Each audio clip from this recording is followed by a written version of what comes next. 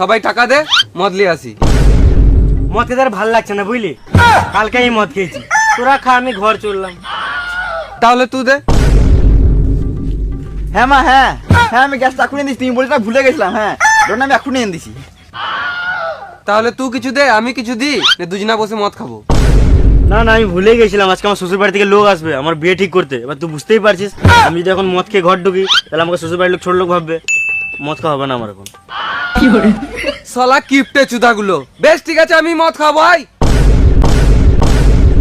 না, মদ ছাড়লে হবে না, মদ মাঝে মাঝে খাওয়া ভালো।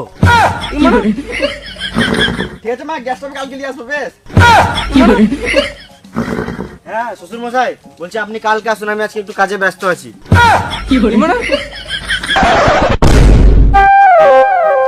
শালা মামুনি গুলো টাকার বেলায় নাই, মদ খাবার বেলায় সবাই।